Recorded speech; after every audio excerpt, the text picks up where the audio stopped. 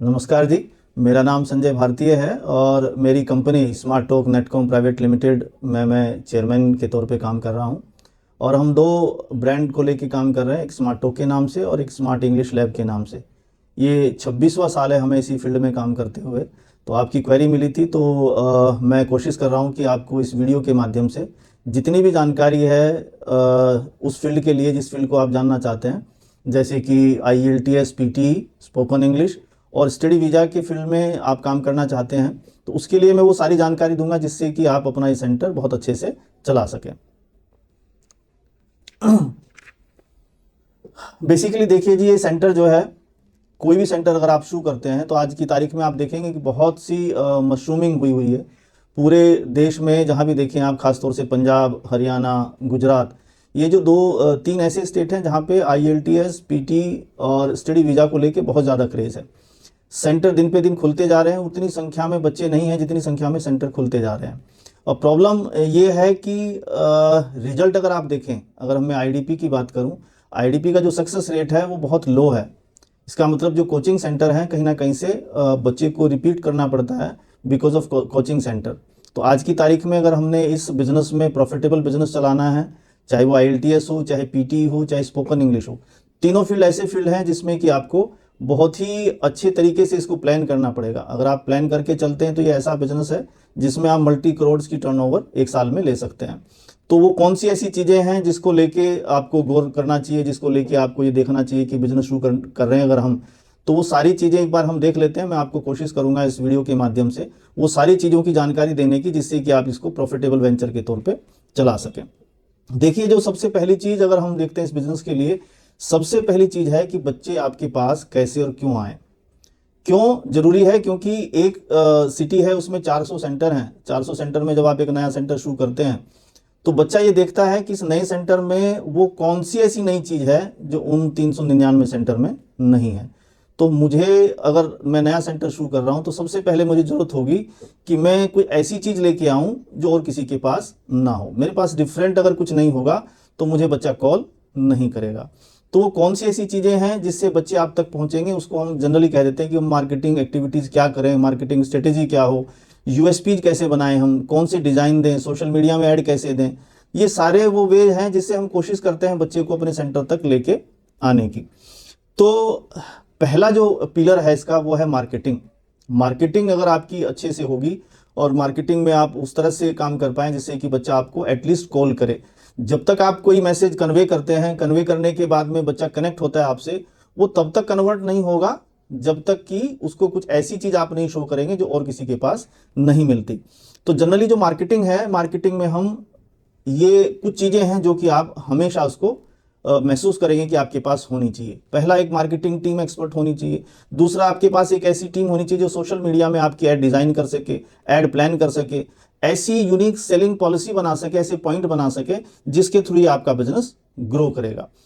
तो अगर आप इस बिजनेस में आना चाहते हैं तो आपको थोड़ा सा वर्कआउट करना पड़ेगा। पहला पॉइंट क्या है कि आप बिजनेस पोटेंशियल देखिए। अपनी सिटी में बिजनेस पोटेंशियल कितना है, आपके एरिया में कितने सेंटर्स हैं, कितने बच्चे वहां पढ़ते हैं, इसको चेक करके एक बार आप बिजनेस पोटेंशियल चेक कर लिए। फिर आप मार्केटिंग को लेके क्या कर सकते हैं।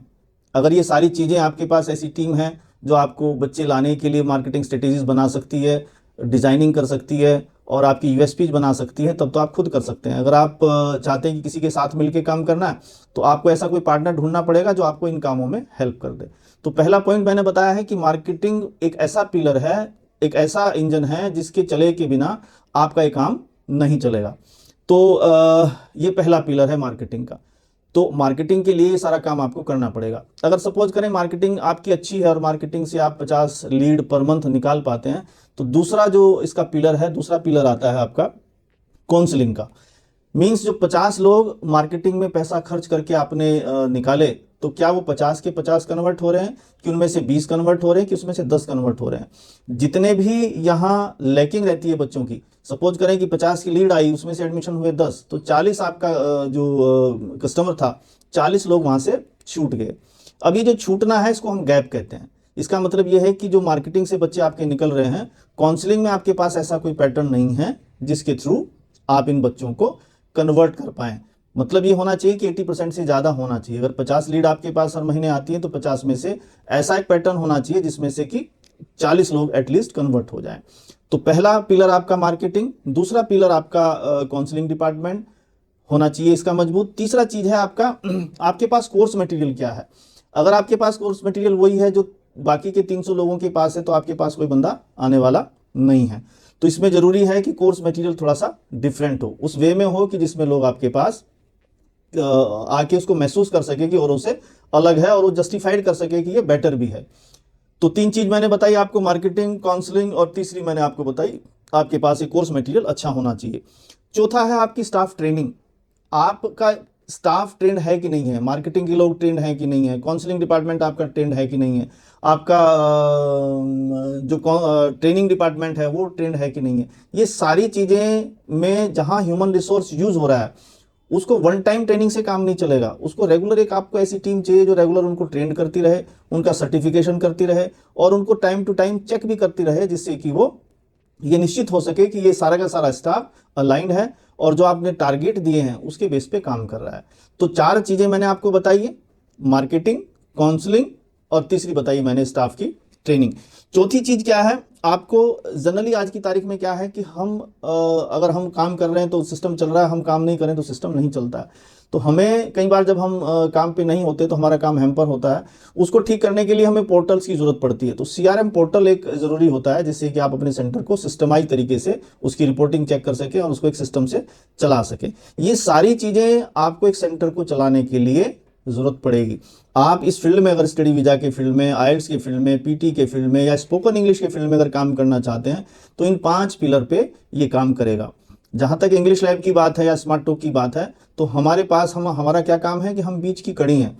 हमने आपको इन सारे फील्ड में मार्केटिंग की ट्रेनिंग देनी है, मार्केटिंग के लिए टूल्स देने हैं, मार्केटिंग को मॉनिटर करना है, ट्रेनिंग भी देनी है, टूल्स भी देने हैं और मॉनिटर भी करना है, जिससे कि आपका जो बिजनेस है वो ब्रेक इवन से ऊपर काम कर सके। क्योंकि ब्रेक इवन से ऊपर काम नहीं करेगा तो आप 1 महीना बिजनेस चलाएंगे, 3 महीने उसके लिए सफर करेंगे और बाद में पता लगेगा कि हमने बहुत सोच समझ के ये बिजनेस शुरू किया था लेकिन एक नुकसान के साथ हमें बिजनेस बंद करना पड़ रहा है। बंद बिजनेस तभी होता है जब आप ठीक से प्लान नहीं करते। तो पहला काम स्मार्ट टॉक का क्या है कि आपको मार्केटिंग की ट्रेनिंग, आपको टूल्स देना और ऐसी चीजें देना जिसके थ्रू आपको मैक्सिमम लीड्स आ सके। दूसरा काम है काउंसलिंग डिपार्टमेंट को आपकी ट्रेनिंग देना, टूल्स देना, ये सारा काम हमारा है। तीसरा डिफरेंट कोर्स मटेरियल देना और ऐसा मटेरियल देना जो कि इंडिया लेवल पे अब तक किसी के पास नहीं है। एक ऐसा कोर्स मटेरियल जो कि प्रॉब्लम बेस्ड है। प्रॉब्लम बेस्ड बोले तो कि जितनी भी प्रॉब्लम्स है, बच्चे को इंग्लिश नहीं आती, लेकिन हम उसको बार बार आइल्स की तैयारी कराते रहते हैं, पीटी की तैयारी कराते रहते हैं, या हम स्पोकन इंग्लिश में हम गुजराती मीडियम है हमारा पंजाबी मीडियम है, हमारा हिंदी मीडियम है, लेकिन जब ऐसे बच्चे को आपको सिखाना है तो उसके लिए टेक्निक बेस्ड प्रोग्राम बनाना पड़ेगा। तो आइल्स को लेके भी और इंग्लिश को लेके भी जो हमारे प्रोग्राम है वो 26 साल हमने पहले बनाए। पहले साल कुछ बनाया, अगले साल उसका फिर इंप्रूवमेंट किया, फिर तीसरे साल इंप्रूवमेंट किया।